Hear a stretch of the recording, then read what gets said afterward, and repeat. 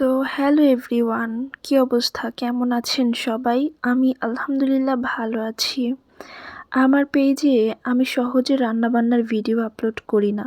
That's why আপনারা ভাবেন আমি মনে হয় রান্না জানি না। এটা সত্যি কথা যে আমি কখনো রান্না করি নাই। দ্যাট মিন্স এটা না যে আমি রান্না জানি না বা ভবিষ্যতেও পারবো না। রান্না করা হচ্ছে একটা আর্ট। আর আমার মনে হয় সব মেয়েদের মধ্যেই রান্নার কিছু না কিছু গুণ ক্ষমতা থাকে। তো আমি যেহেতু কখনো রান্না করি নাই সেহেতু আমাকে আজকের রেসিপি দেখে দেন রান্না করতে হচ্ছে। তো এখানে কি রান্না করছি সেটা আপনারা ভিডিওতে দেখতেই পাচ্ছেন বা একটু পরে পুরোটাই ক্লিয়ার হয়ে যাবেন। ফেসবুকে স্ক্রল করতে করতে মাঝরাতে সবারই ঝাল কিছু খেতে ইচ্ছা করে, বাট আমার আজকে কিছুই খেতে ইচ্ছা করছিল না। ভিডিওটা যদিও গতকাল রাতের, তো আমার না খুব করে পায়েস রান্না করতে ইচ্ছা করছিল। আমি কখনোই রান্নাঘরে যাই না বা রান্না কিছুই করি না। তো আজকে আমার বেডের পাশে বসে আমি রান্না করতেছি। তো হঠাৎ করে আমার মনে হইতেছিল যে আমি একটু পায়েস রান্না করব, জাস্ট এক্সপেরিমেন্ট। আপনারা জানলে অবাক হবেন যে এত রাতে আমি কষ্ট করে রান্না করলাম অথচ আমি একটুও খাইনি। মানে আমার খাওয়ার ইচ্ছা হয় না, জাস্ট রান্না করতে ইচ্ছা হয়েছিল। অনেক বেশি মনটা খারাপ ছিল। কি হইছে না হইছে আমি কিছুই জানি না, বাট অনেক বেশি আপসেট লাগতেছিল।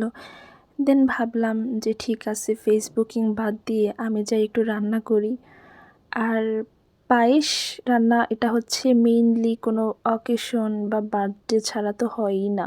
না হোক কোনো অকেশন, না হোক আমার বার্থডে, বাট কোথাও না কোথাও কারো না কারো তো জন্মদিন হতেই পারে আজকে, তাই না?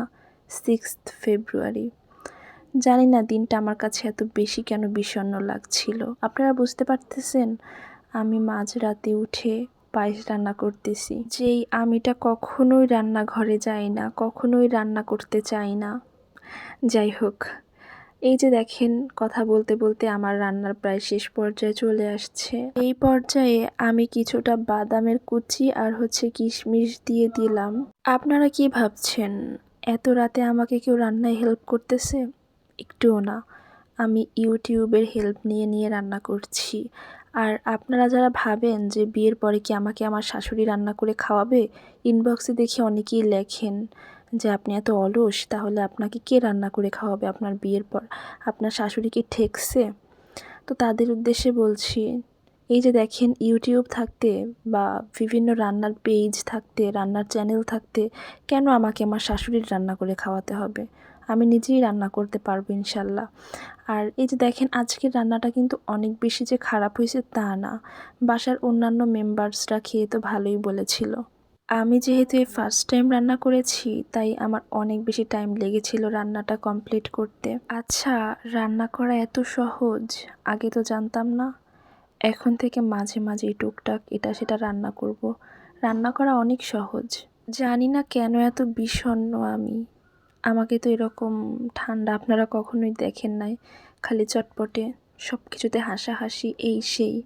মাঝে মাঝে এই আমিটারও অনেক মন খারাপ হয়। দেন একদম লাস্ট পর্যায়ে এসে চিনিটা দিয়ে দিচ্ছিলাম। একটা জিনিস ইদানিং খুব ভালো লাগছে, ফেসবুকে এখন আর নেগেটিভিটি নাই। মানে ফেসবুকে আমাকে এখন আর কেউ নেগেটিভ কোনো কথা বলে না, বাট ইউটিউবে যারা এই সেম ভিডিওগুলো দেখেন, ইউটিউবে কিছু ভাইয়েরা মন্তব্য করেই বসেন, তোদের মতো মেয়েদের ডিভোর্স হওয়াই ভালো, তোরা তো ভিডিও বানানো নিয়েই ব্যস্ত থাকিস, কিসের সংসার। তাদের উদ্দেশ্যে বলছি আমি একজন আনম্যারিড মেয়ে, আমি এখনো বিয়েই করি নাই, কিভাবে ডিভোর্স হবে? এই টাইপের কমেন্ট দেখলে তাদেরকে আমার গর্ধব বলা ছাড়া আর কিছুই বলার থাকে না। কজ আমি প্রতিটা ভিডিওতেই বলে দেই এগুলো হচ্ছে অন্য আপুদের লাইফ থেকে নেওয়া স্টোরি। সো আজকের ভিডিওটা এই পর্যন্তই। ভালো থাকবেন সবাই।